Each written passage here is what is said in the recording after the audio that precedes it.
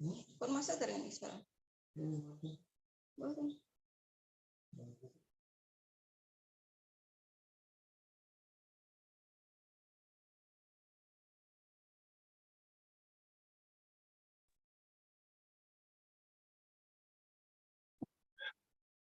Shalom, Rabbi. Hello, how are you? Shalom, Rabbi. Hello, everybody. Shalom, Rabbi. Shalom, Rabbi. Good. How are you today, Rabbi? Good. Thank God. Well, Baruch Hashem. Yes. Baruch Hashem. so Leo, will we be speaking after at the end? Should I go out and come back in, or what's the best way? We can stay here in this Zoom meeting, Rabbi. I can make all the participants make sure everything. Okay, fine. Good. That's good. We can use this. Yeah. Okay. Very good. Okay. All right. Are you ready to start? Yes. Were there any questions from last week, or? Bapak Ibu saudara sekalian, ada pertanyaan dari minggu lalu mungkin yang Rabbi jelaskan minggu lalu? Apakah ada? Kalau ada silakan boleh ditanyakan Bapak Ibu saudara sekalian.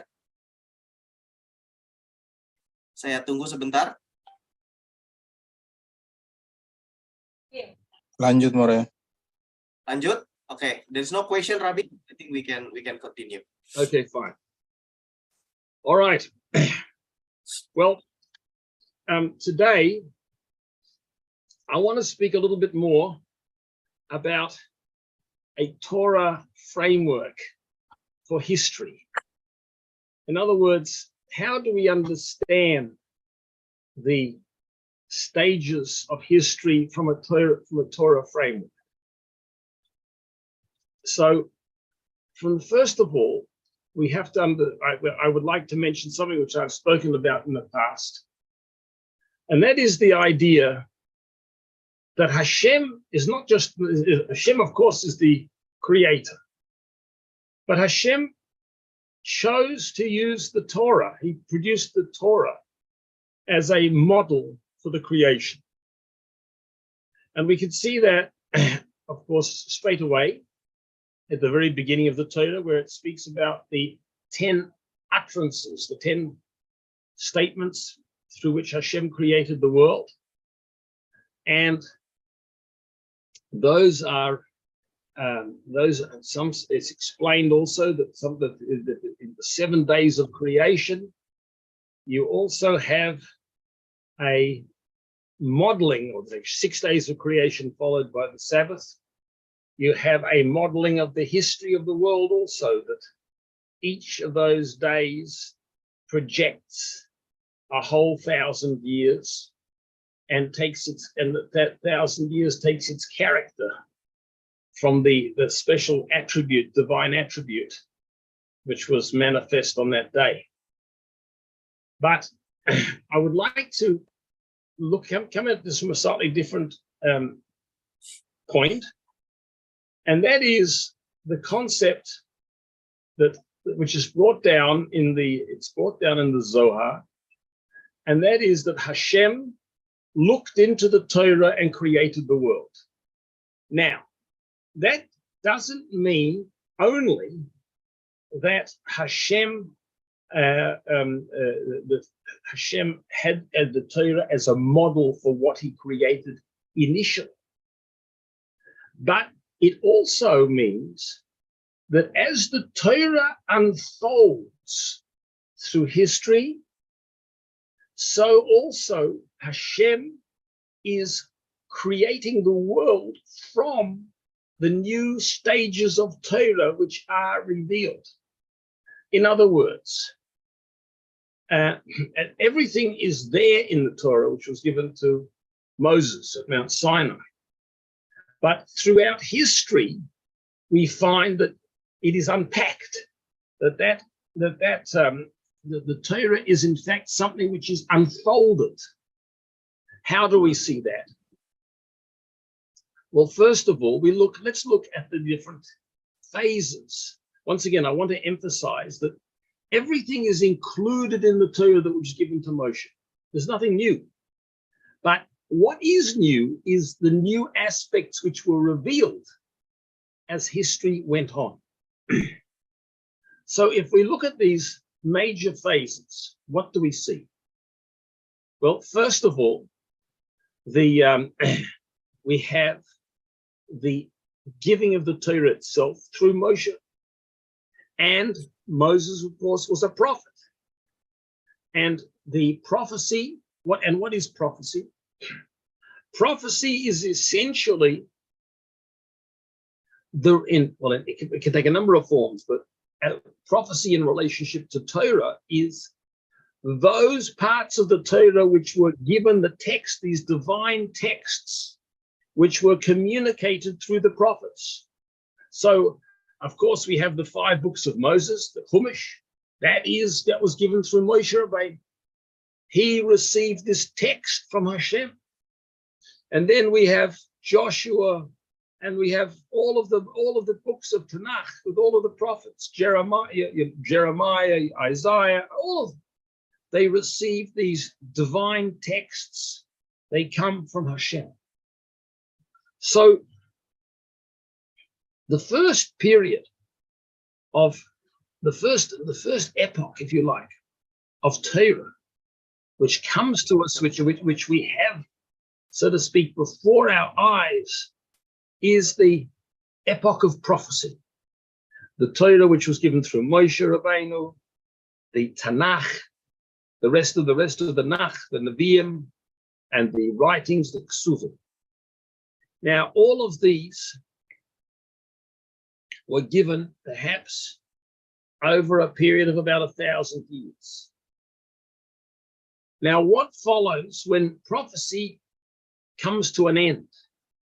That doesn't, when I say prophecy comes to an end, doesn't mean that prophecy can't return, but in historic prophecy ceased, and we had the completion of the whole Tanakh. What happens then is that you have the great epoch of the oral Torah, the rabbinic Judaism, for example, the times of the Mishnah and the Talmud, the sages of the Talmud. That also goes for about 1,000 years. It goes from about roughly, I suppose, 500 years before the Common Era till about 500 in the Common Era.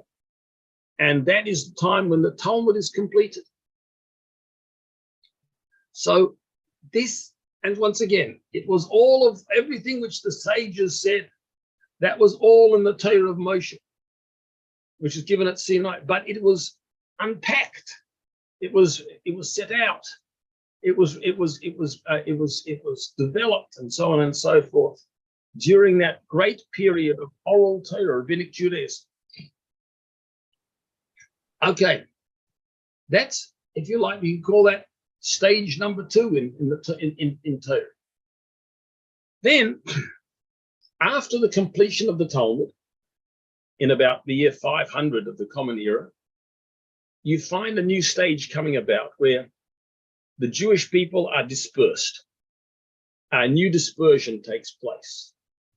In fact, there had been a dispersion prior to the oral Torah too. They were also exiled, but before and after the Second Temple, so on and so forth. But anyway, after the year 500, approximately the Common Era, there is a new dispersion.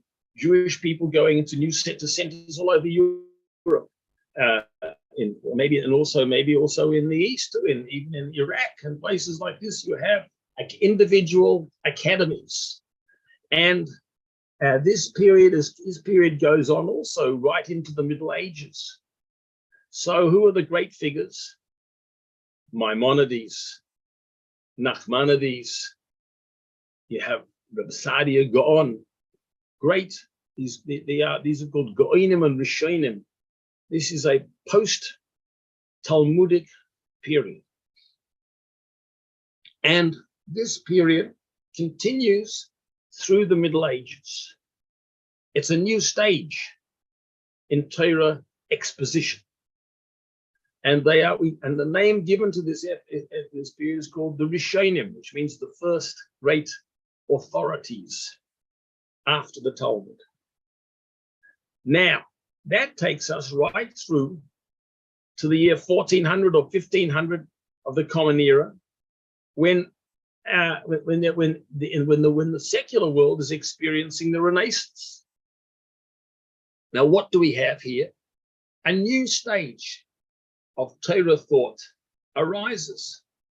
You have the Maharal of Prague, you have the Arizal, you have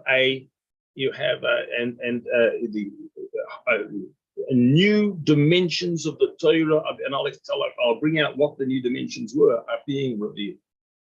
Then, about, let's say 200 years later, you have what's going on in the secular world is called the Enlightenment. And what happens in the Torah world is that you have what's called the Great Achronim, which means the latter authorities. Well, the latter authorities already begin the Renaissance. The Renaissance showed the author of the Shulchan Aruch as well. But now the later ones, you have the Vilna Gaon, you have the beginning Hasidic philosophy, and so on. That's also a new phase of the revelation of Torah in the world. What was all, as I say, everything was there at Sinai, but it comes out now. And then a fourth stage, you have what's called the contemporary Torah thought, such as we find in the works of the Lubavitcher Rebbe, and also in a thinker like Rabbi Yosef Ber Soloveitchik, a modern Lithuanian scholar who lived in America. And there is a tremendous emphasis now on the role of the individual, philosophical role of the individual. The individual is seen to have tremendous creative and transformative powers. Now, each one of these epochs of Torah is paralleled by a development in the world. What do we see? And not only that, each new epoch is bringing out a new dimension in Torah. What is it bringing out in Torah? A new dimension of the divine, new aspects of godliness. And as I mentioned also, and it has these derivative forms in the wider world. And I'll go through some of these now. Tell me if when you want to, I can go a bit further, then I'll explain. So what do we find? So first of all, at the time when the Torah was given, we had in the world a lot of nature cults. You had early idolatry, like the idolatry which we find in Egypt, against which the Jewish people came out, which Torah was given. And in many ways, this idolatry actually even persists in a number of indigenous religions to this very day. Certain Australian and African tribal nature religions. That was the background of what the Torah of prophecy. That was what was going on in the wider world. But what did it have in common with that? First of all, the Torah talks about sacrifices. It talks about sacrifices. Torah talks about Hashem being active in the world, and they also believe in a world in which they have all sorts of divine forces directly experienced in the world, but it's not necessarily the same as Torah. Very often it's idolatrous powers, but it's mythical, it's immediate, it's direct, it has a very sort of unfiltered expression. It's not coming through intellect, it's coming through immediacy. That is happening in the wider world. That's the background that's what happens when Torah is being given to Yid. When you have prophetic Judaism, you also have these nature cults in the world, which also we're talking about sacrifices and also talking about divine delivery and deliverance and the immediacy of spiritual encounters between people and their deities. Now, what happens in the second stage when the Torah, the characteristic of the rabbinic Judaism of Torah Shabbal Peh is that it has so to speak, a more rational character. It's about understanding. In prophecy, it's just the words. The words themselves are holy. The words themselves are potent. But what does the oral Torah do? It unpacks it, explains it. It makes it understood. It's systematic. Systematic. Now, at the same time as you have the systematic aspect of Torah being revealed, you have the rise of these Eastern world religions and also Greek philosophy. In other words, something similar is happening in the world. These are systematic worldviews, reflective worldviews. They don't have the character of immediacy, which the earlier religions had, which earlier, more indigenous style nature cults had. These are reflective world orders, world pictures. So this parallels what's going on in the Torah world. The Torah world is systematic. And you have these world religions: Confucianism, Buddhism, Hinduism, Taoism, Confucianism. These things are happening in the world. They are systematic worldviews, and they are happening at the same time as Torah develops its systematic aspect. So that goes then the whole, in other words, parallel. There's a parallel phenomenon in the wider world to what's happening in Torah. Then we come to the Middle Ages, and a new phenomenon occurs. All of us, we have the Rishonim, Maimonides, Nachmanides. They're talking now about the transcendent aspect of Hashem. And if you look at it, with Kabbalah begins to come out, the other concept is they're looking at godliness and itself, and how there is a transcendent aspect to the Creator, and how this is to be distinguished from nature itself. So all of this. So that is happening. And what happens in the secular world? What happens in the wider world? Two new religions come up, which are also speaking now about a transcendent Creator. This is Christianity and Islam. These also arise at the same time as the Torah goes into this new phase. Then what follows after that in the Renaissance? You have the Protestant Reformation and all of these things in the Enlightenment, a new focus on the human being. Now, Torah also begins to focus on the human being in the Maharal of Prague, in Hasidic thought, and so on and so forth.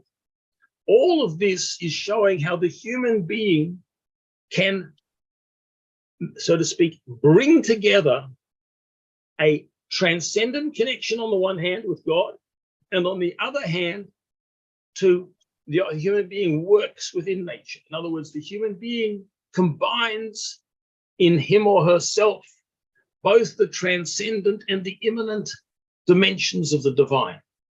And something similar is happening in philosophy, in secular philosophy, secular thought. The human being is seen now as an agent in the world of a transcendent God. Well, that's certainly in Protestantism.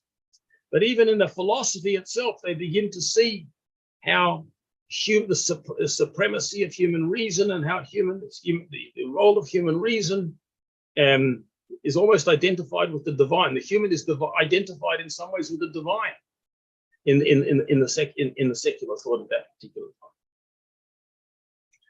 Then we come, then we come to yet a phase which begins after the Enlightenment, and that is in the secular world. This is the philosophy of the individual, and in the Torah world we also have a new emphasis on the individual, also in Torah. Now, why do I mention all of this? What is all of this about? It's not why. How do we explain these parallels? What are the parallels? So why are they parallel? Why are there parallel things? Well, one thing is pure. The thing is pure Torah tradition. The other is derivatives. It's not the same thing. But the answer is, again, Hashem looked into the Torah and created the world. That just as each new phase of Torah comes out, so also there are derivative forms in the world. It's not pure Torah, but it is that they are derivatives, so to speak, of what's happening in Torah at the same time.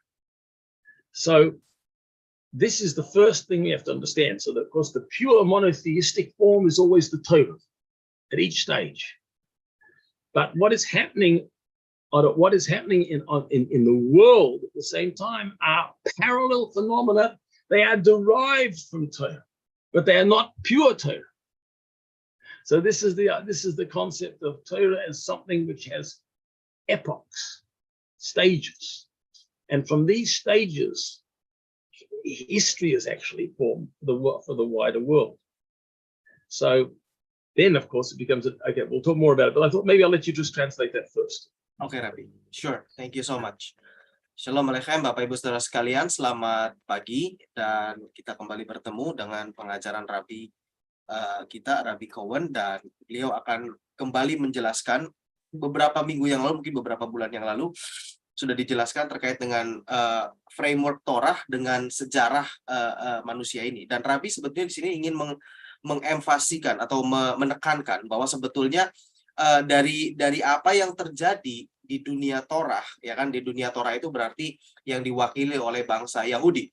Dan dari situlah Hashem menciptakan dunia ini, karena ada sebuah pengajaran yang tadi juga Rabbi sebutkan tentunya bahwa ketika menciptakan dunia ini Hashem itu melihat Torah.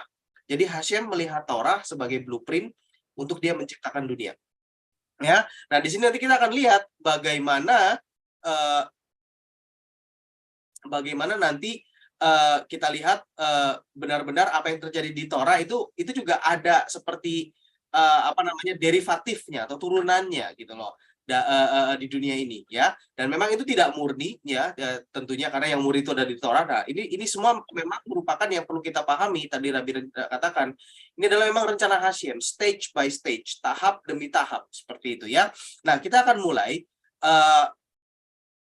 Yang pertama itu adalah terkait dengan yang namanya pemberian Taurat, ya. Kita mulai dari situ, dari pemberian Taurat. Nah, di dalam pemberian Taurat itu disebut sebagai masa atau epoch atau tahapan profesi atau tahapan nubuatan, yaitu berlangsung selama 1000 tahun, ya, dari mulai Musa, ya kan, dari mulai Musa menerima di Sinai, terus gitu kan bangsa Israel hidup, ada para nabi segala macam, semua hidup semua, dan sampai dengan akhirnya diredaksikannya adalah Tanakh. Itu periode 1000 tahun pertama, ya, di dalam Taurat. Ini kita bicara tahapan-tahapan Taurat dahulu gitu, ya.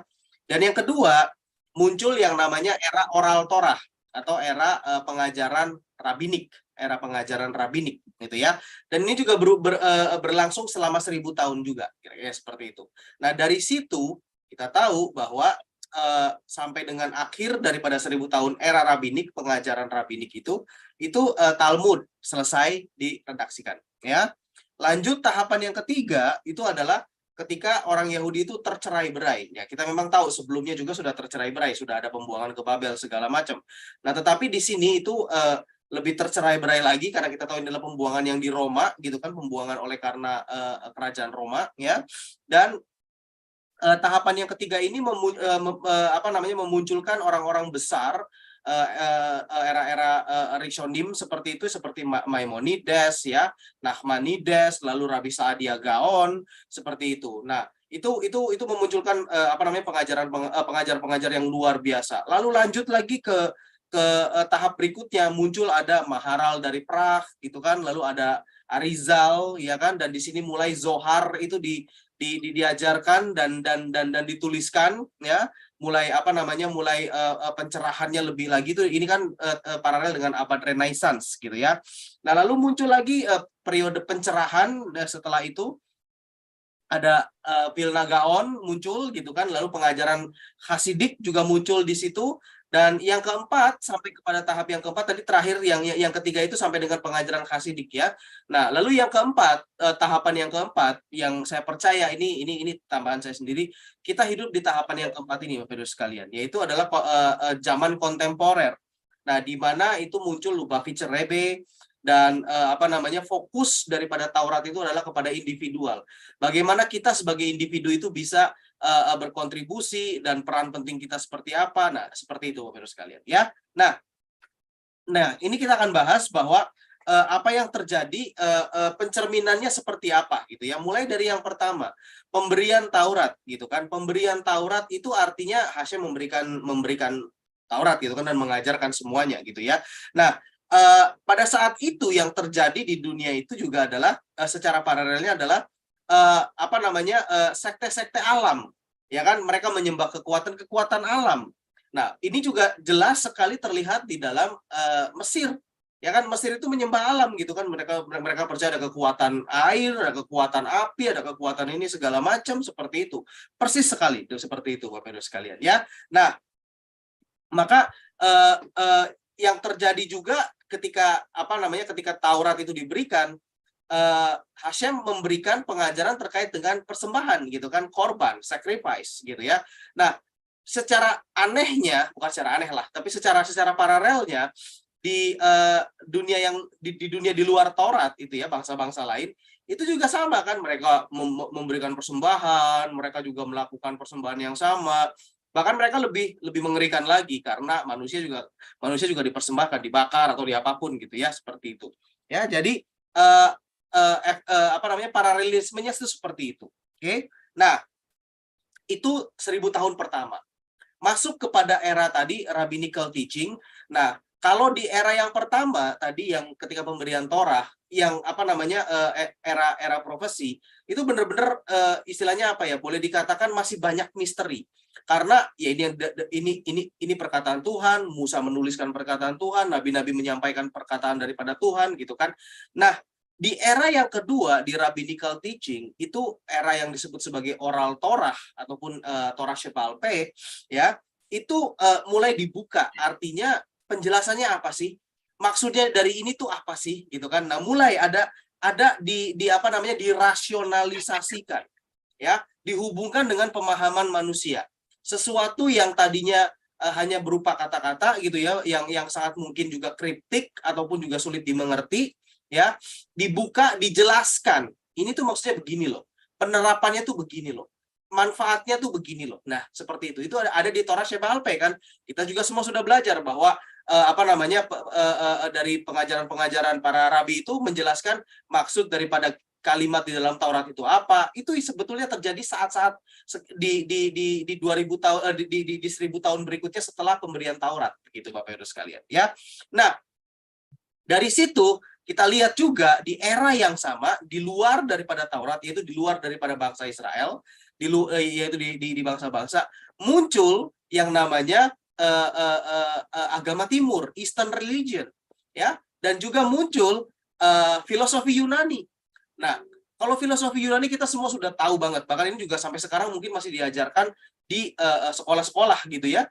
Jadi itu sangat-sangat logis gitu kan, bahwa ini semuanya itu makanya disebutnya sangat bijaksana gitu loh. Pemikir-pemikir filsuf Yunani itu sangat-sangat dijadikan acuan ya. Nah, tapi sekali lagi itu nggak murni gitu kan, itu semua kan karena pemikiran manusia, tapi itu memang diciptakan Tuhan. Sekali lagi polanya adalah Tuhan melihat Taurat dan menciptakan dunia gitu kan. Tuhan melihat Taurat, apa yang terjadi di bangsa Israel, dan itulah yang terjadi di bangsa-bangsa di luar Israel, seperti itu ya. Lanjut Bapak Ibu sekalian, lalu masuk kepada epoch yang ketiga. Oke. Epoch yang ketiga di pertengahan abad pertengahan ya, itu mulai ada fokusnya atau tema daripada Torah itu adalah sisi transcendence daripada Sang Pencipta gitu. Jadi bukan hanya sekedar alam, bukan hanya sekedar logis gitu kan, tapi pahami bahwa ada Sang Pencipta. Bahwa pencipta itu menciptakan ini lalu segala macam seluk-beluknya gitu kan, dan itu harus dan itu bukan sekedar alam. Jadi alam yang beroperasi seperti ini itu bukan sekedar hanya berjalan dengan sendirinya gitu loh, tidak seperti itu, tetapi ada sang pencipta yang mengatur gitu kan. Nah itulah dari Middle Age itu tadi mulai muncul yang namanya Maimonides. Nah makanya kan banyak sekali penjelasan pengajaran dari Maimonides, Nachmanides, semua itu kan sangat luar biasa, dan sampai sekarang kita bisa gunakan itu untuk memahami bagaimana sih, apa sih sang pencipta itu, sebatas pemahaman kita ya, sebatas kemampuan manusia.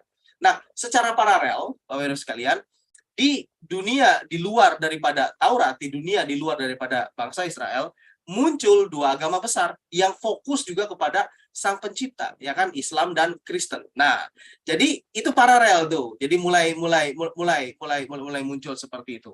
Ya. Nah, kita tiba sekarang kepada epoch ataupun juga tahapan yang keempat, yaitu tahapan kontemporer. Tahapan di mana kita hidup sekarang, 1000 tahun berikutnya gitu ya. Nah, ini fokusnya kepada manusia. Lubavitcher Rebbe mengajarkan, lalu Phil Nagaon juga mengajarkan. Nah, jadi di sini fokusnya adalah kepada manusia, yang artinya manusia itu sebagai agen di dunia ini yang membawa aspek transcendence daripada Tuhan, tapi tetap ada di dalam dunia ini dan bekerja bersama dengan alam. Seperti itu. Jadi artinya harmonisasi seperti itu. Dan memang kita juga pelajari demikian kan. Kita ini manusia yang satu-satunya memiliki unsur bumi, ya kan, kita diciptakan dari tanah, debu tanah, manusia, dan juga memiliki unsur ilahi dari Hashem, yaitu ketika dihembuskan nafas. Nah, manusia inilah yang bisa mengkoneksikan antara bumi dan Shamayim, antara bumi dan langit, antara alam fisik dan alam transcendence. Itu fokusnya, dan kita memiliki tugas dan kita memiliki peran di situ, Bapak Ibu sekalian. Nah, tidak kebetulan juga era kontemporer ini filosofi daripada bangsa-bangsa itu berfokus kepada manusia kan, hak asasi manusia, manusia itu makhluk yang bisa mempengaruhi ini semua, bahwa manusia bertanggung jawab terhadap bumi, segala macam. Memang sekali lagi karena ini tidak murni, maka ini bablas gitu kan. Jadinya filosofi dunia itu bablas, sehingga seolah-olah seluruh dunia itu tergantung kepada manusia. Ya, tidak seperti itu juga gitu kan, kita sudah pernah belajar. Nah, jadi ini Bapak Ibu sekalian yang ingin dijelaskan oleh Rabi. Jadi benar-benar bahwa ketika apa yang terjadi di Taurat itu semua step by step mulai dibuka lagi kan, kita dari mulai pemberian Taurat di Sinai sampai dengan era modern sekarang. Tadi kita sudah belajar ya bahwa dibuka sedikit demi sedikit kan. Dibuka lagi pemahamannya dengan Taurat, dibuka lagi pemahamannya dengan Taurat. Dan yang terjadi pun sama di dunia gitu kan, dibuka lagi, mulai arahnya ke sini sama. Cuma memang bedanya ini murni, ini belum terlalu murni. Seperti itu aja Bapak Ibu sekalian. Over to you, Rabi. Thanks very much. So basically what we have then is in the Torah tradition, we have new facets, new aspects, new dimensions of the divine being revealed at each time. So, but there's also another point, and maybe I'll come back to that later. But there's another feature which is characteristic of history, and that is the growth of science, the growth of like say, call it science, or forms of reflective or analytical reasoning. So in the earliest stage, in prophecy, we do not find that what is happening is that divine imagery, divine messages are coming through in a way with a minimal filter of human intellect and analysis. I'm not saying it's good or bad. I'm just saying that's the reality. When we read the words of the Torah, we don't even have to understand them to fulfill the mitzvah of learning Torah. It's the words themselves are holy. The words themselves are potent. They have an effect. Now, when it comes now to the next stage, which whether it's in the Torah world or in the outer world, we find what's called the growth of analysis. More, the human intellect is something which is related to the human being's existence in nature. In other words, what do we use intellect for? We use intellect in order to be able to grapple with, in order to be able to deal with nature, to make sense of the world, to organize society, to produce systematic bodies of knowledge, and so on and so forth. So, but it's interesting to note that straight away, human intellect is linked to nature. Why? Because human intellect is a product of nature. The human intellect is a finite creation. It is a very elevated creation. It's a very special creation. But it is also in some ways, human intellect is part of nature. I'm not talking about the soul. I'm talking about the mind, the intellect. Whenever we talk about things, we are always referring to other things in nature. We use analogies. We have structures. We have a concept of what time is, a concept of what space is. We have a concept of what color is. All of these things are taken from nature. So intellect, in a way, is a part of nature itself. It's part of the physical human being, the intellect. Now, that has a positive and a negative consequence. The positive consequence is that with intellect we can get more control. We can organize our society more. We can build technologies. We can do things of that sort. We can build organizations. But at the same time, what that does is to intensify our enmeshment or our involvement with nature. The more we are involved with nature, generally speaking, the more we are involved with human reason, and human reason is connected to nature and is related to nature. The more we are connected with the nature, the more we tend to be drawn away from the divine, because human intellectual categories, generally speaking, are limitations. They're limited. When we think purely through our categories of intellect, we are working with limited categories, and that tends to limit our relationship to Hashem. Now, as I say, it's not a bad thing. Don't get me wrong, but I'm saying that there is a danger.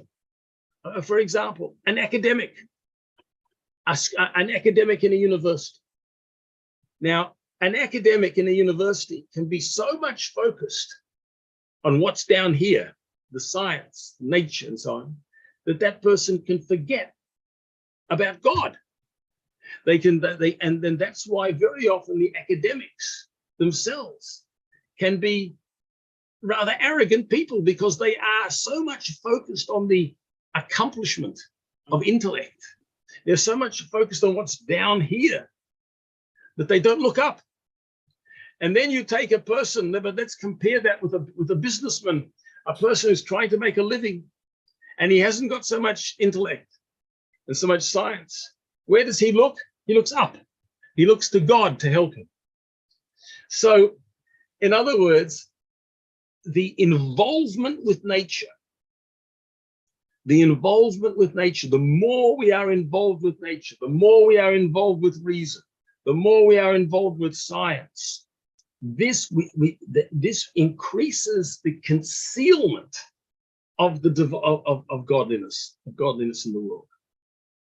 So what you have throughout history is a progressive development of reason and science and technology. It goes straight away. So that once upon a time, for example, if you look at the Bible, who were the fathers of the matriarchs and the patriarchs? They were shepherds. They were out. They could contemplate God. They looked up. What are we now? We work in factories. We work in offices. We work with technology, and our whole world is a world of involvement. Or the more we use our minds, the more we go into science, the more involved we become with nature itself. And nature itself, and what that does is it builds a greater and greater obscuring of the divine. The more organization, the more technology, the more science, the less people think or experience the divine. Now, it doesn't have to be that way. It does not have to be, and it's not supposed to be that way. And science is not a bad thing. Science is a good thing. But there is a danger. And what we find then is that throughout specifically in modernity, as time goes on, if you look at the Renaissance is a time when there is a tremendous development, flowering of human intellect. But what happens in the spiritual realm? It goes down. And what happens in the present time, where we have even more technology and more science, spiritual consciousness is even less still. So what we're saying here is that the use of human reason carries a danger with it. The danger is that what we do is that we multiply the concealment upon godliness, become more and more and more enmeshed, more and more locked into nature, I suppose, in as much as we're grappling with constantly with nature like that. Okay. So history, another perspective we have on history is that history is a story of progressive spiritual decline. We are going down spiritually throughout history. Who can compare to Abraham, Isaac, and Jacob? Who can compare to King David? Who can compare to Maimonides or Nachmanides? And who can compare, or the sages of the Talmud? They were giants. And yet we are spiritually the smallest of all of the generations. So now, so that is because we have been more and more and more enclosed in nature. In other words, the great sociologist Max Weber spoke about the process of rationalization, how we're using more and more techniques and progress, but he said it becomes for us an iron cage, becomes a cage for us too. But the point, so what I want to say is, so because of this, because as time goes on, we're naturally less able to experience the divine because of the growing contraction and concealment of godliness.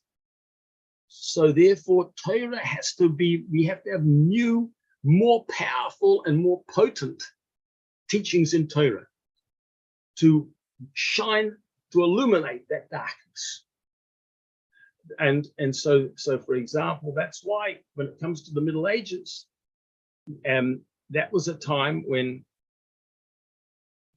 or put it this way, we're already after the time of the prophets. In the time of the prophetic Judaism, you had tremendous revelation of godliness.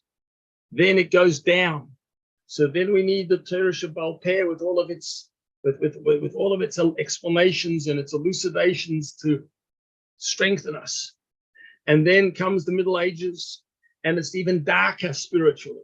So therefore, we need a Maimonides and a Nachmanides to be, and then we have to be bringing Kabbalah in, to be bringing the transcendental aspects of godliness in other words, to illuminate this darkness.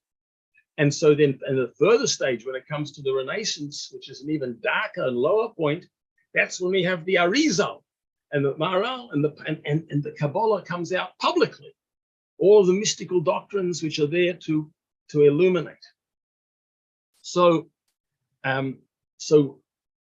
the interesting thing is that this progressive, this phenomenon of the growth of science and intellect, it, on the one hand, it is a source of progressive spiritual darkness, but on the other hand, it has a potential in it as well, and that potential is that potential is that it gives us the means to transform nature and make nature do what it wants if we will connect properly to godliness, if we will connect in the right way. I mean, look what we're doing right now.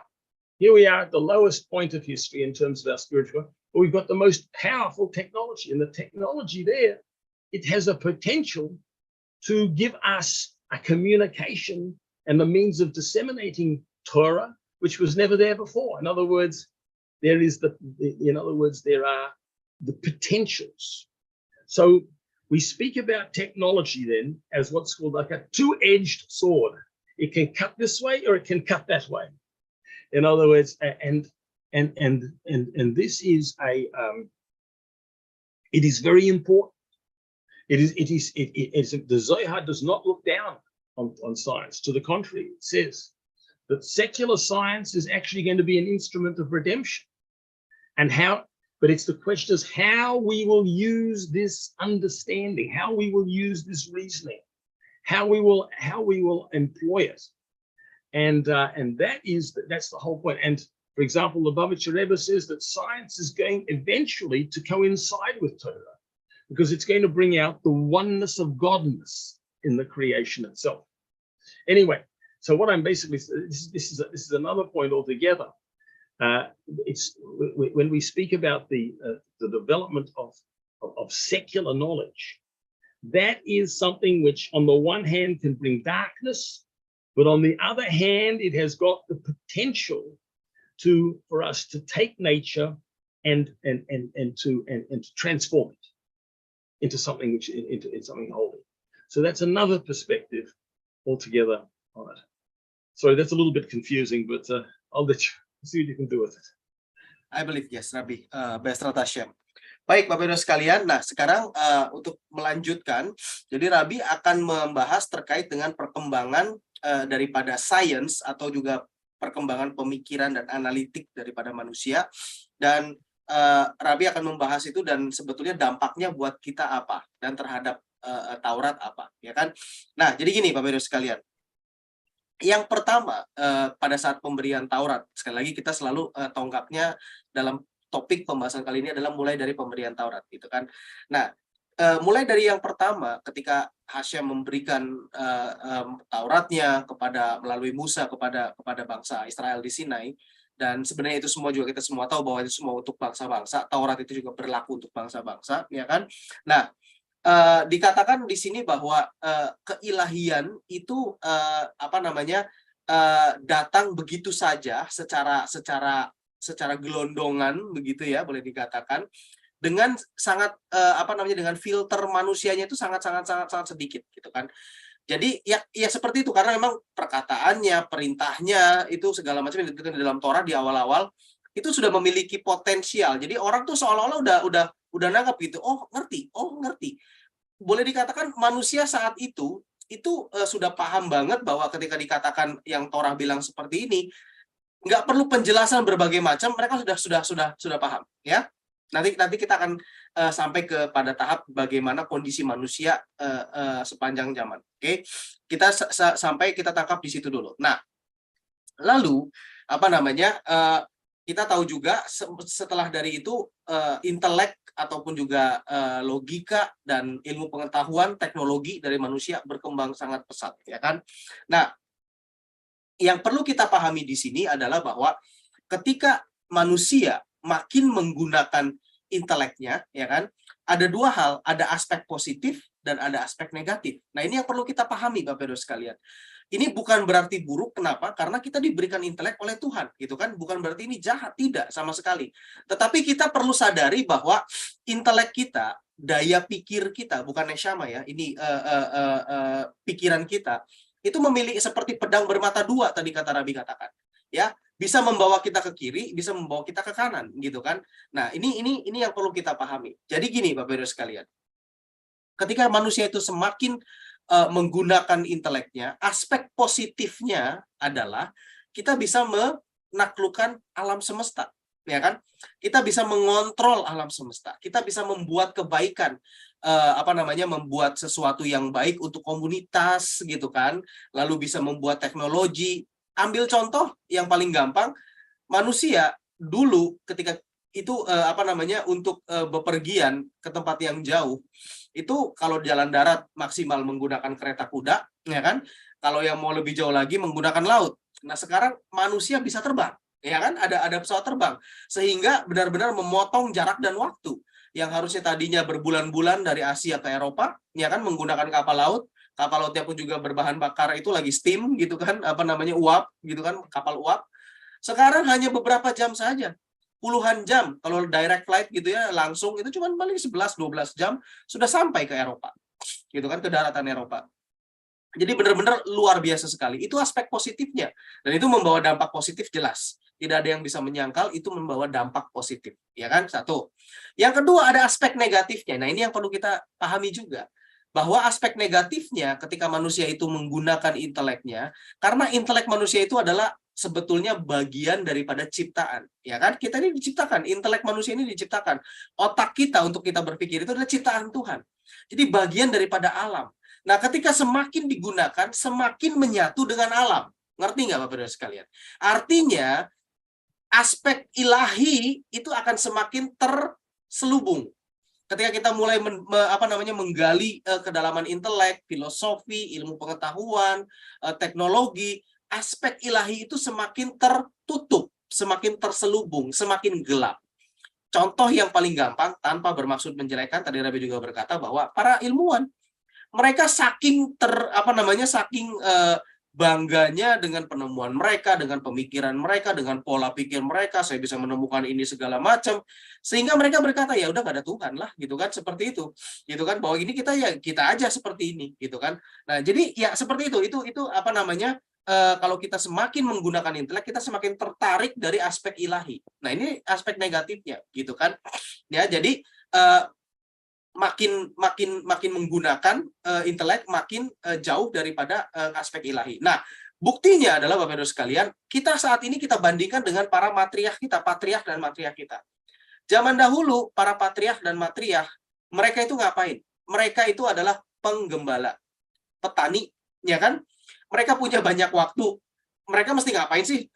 Apa yang mereka lakukan dengan profesi mereka? Ya mereka ngurusin, mereka pastikan bawa dombanya, mungkin kalau penggembala gitu ya, bawa dombanya ke padang, cukup ada makanan, oke, kira-kira cukup, lalu air cukup, selesai. Lalu mereka mengapain? Mereka merenungkan Hashem. Mereka punya waktu banyak untuk merenungkan Sang Pencipta. Nah, sekarang bandingkan dengan kita. Saya saja 8 sampai dengan jam 5 sore, saya harus duduk di kantor, ngerjain ini, lihat ada tugas ini, ada apa yang harus dikerjakan, ngatur ini, ngatur itu, yang di pabrik juga sama, harus memastikan, yang bekerja punya bisnis juga sama, buka toko, apa segala macam, 8 sampai jam 5, itu kita nggak berhenti. Ya kan? Kita gunakan, artinya kita terlibat di alam semesta ini, terlibat dalam pengusahaan alam semesta ini, sehingga secara default, secara dampaknya, ya kita udah nggak ada waktu. Itu faktanya kok, itu faktanya, ya kan? Nah, jadi maka dari itu Rabi berkata bahwa kalau kita bandingkan saat ini, kita itu adalah secara spiritual itu adalah generasi yang kualitas spiritualnya itu paling kecil. Siapa yang berani membandingkan dirinya dengan Abraham, seberapa besar dia, dengan Raja Daud, dengan Raja Salomo, dengan para nabi, dengan Moshe Rabbeinu. Siapa yang bisa membandingkan? Mereka semua orang-orang besar yang bisa begitu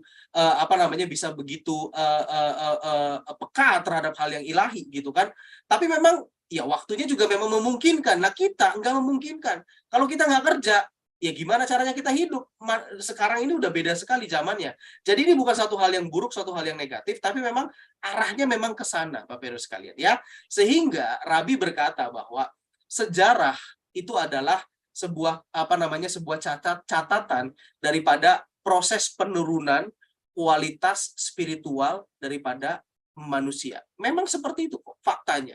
Abraham seperti apa, ya kan, lalu Musa seperti apa, Yakub seperti apa, Israel ke-12 suku seperti apa, Raja Daud seperti apa. Lah kita di sini nothing gitu kan kalau dibandingkan dengan mereka. Nah, sehingga Hashem tahu hal itu dan Hashem memberikan Taurat yang lebih kuat dosisnya dari zaman ke zaman. Maka dari itu Zohar dikeluarkan, ya kan, ada Arizal yang mengeluarkan Zohar di abad pertengahan karena memang butuh Taurat yang lebih kuat lagi untuk membawa manusia yang super sibuk dengan alam ini, ya kan, untuk bisa memahami yang divine seperti itu. Nah, sekarang Bapak Ibu Saudara sekalian, bukan sesuatu yang negatif. Sekali lagi, ini bukan sesuatu yang negatif, tetapi justru dengan apa yang kita miliki sekarang ini adalah instrumen daripada penebusan. Ini adalah instrumen daripada pembebasan daripada seluruh umat manusia. Bayangkan Bapak Ibu sekalian, kalau kita hidup sekarang ini sama seperti zaman ketika Bapak Abraham hidup, ya kan? Taurat tidak akan nyampai kepada kita. Percaya deh, yang ngerti Taurat hanya keturunan Abraham saja selama ribuan tahun. Tapi sekarang, contohnya dengan ada teknologi yang kita nikmati sekarang ini, Rabi yang dari Australia bisa memberikan pengajaran Taurat kepada kita di sini, ya kan? Terang itu bisa dibawa ke semua orang dengan lebih leluasa. Nah, itulah sebetulnya Bapak Ibu sekalian. Sekarang tinggal bagaimana manusia menggunakan produk pemikirannya, ya, menggunakan produk daripada hasil buah pikirannya, yaitu berupa ilmu pengetahuan dan teknologi, untuk dijadikan kendaraan terang. Nah, itu yang penting Bapak Ibu sekalian. Dan inilah penebusan terakhir itu di zaman nanti di penghujung zaman yang dimulai dengan saat ini kita ada di penghujung zaman. Saya yakin Bapak Ibu sekalian, itulah mengenai penebusan itu seperti itu Bapak Ibu sekalian. Ya, kita bicara bagaimana terang Taurat, bagaimana terang yang sejati itu bisa sampai kepada semua orang. Melalui apa? Ya melalui teknologi, tidak ada lain, tidak ada bukan, gitu kan. Nah, jadi di sini kita bisa lihat bahwa ya memang di satu sisi bahwa ada sisi spiritual manusia zaman sekarang itu menjadi lebih kecil karena memang fokusnya itu lebih banyak kepada hal yang fisik. Nah, tetapi di zaman ini juga lah kemungkinan terang Hashem untuk mencapai seluruh umat manusia, penjuru bumi, itu dimungkinkan dibandingkan dengan zaman dahulu.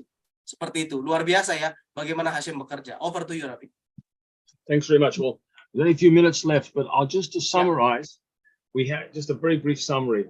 So as we go down in history, we're weaker, we're smaller than the previous generations, even though we're standing on their shoulders. So we have their accomplishments. On the one hand, as history goes on, Hashem gives us stronger and stronger spiritual medicine. So progressively deeper dimensions of the divine are revealed in Torah. It's all there from the beginning, but it's revealed, comes out. Secondly, Hashem is giving us stronger and stronger handles on nature itself, so that when eventually the time comes for whatever it is for Mashiach, we will have the means to transform and to make nature come into a cooperative relationship with us and with God.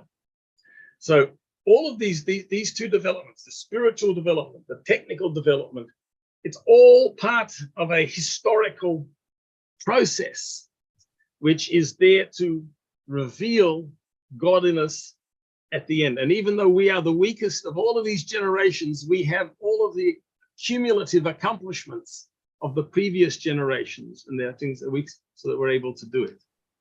Anyway, I hope that's not too abstract. Please God, in the future, I'll explain it at greater length and with more clarity. But maybe we're to stop now. And now, Leo, can we have our brief talk? So what shall I do? Yes. Shall I say goodbye to everybody, but I'll stay on so we can talk? Yes, Rabbi. And by the way, next Leo, I think we have to point out that next week there won't be a lesson. You won't be Okay. lesson. Yes. Right, good. Oke. Baik Bapak Ibu sekalian, nanti saya akan intinya secara singkat bahwa generasi kita saat ini kita sudah memiliki dua hal yang luar biasa. Revelasi ataupun juga pewahyuan Taurat yang lebih detail yang sudah dibukakan sepanjang zaman, dan kita memiliki kontrol dan kuasa atas alam. Sehingga dengan kombinasi kedua ini kita siap untuk penebusan terakhir untuk Masyiah. Baruch Hashem. Terima kasih Bapak Ibu sekalian. Saya akan lanjutkan dengan Rabi dan Syafuatov untuk kita semua. Minggu depan kita nggak ada kelas karena Rabi akan mengadakan workshop bersama dengan para Noahide di Asia dan Australia. Shalom Aleichem, salam jumpa lagi. Salam alaikum. Break. I need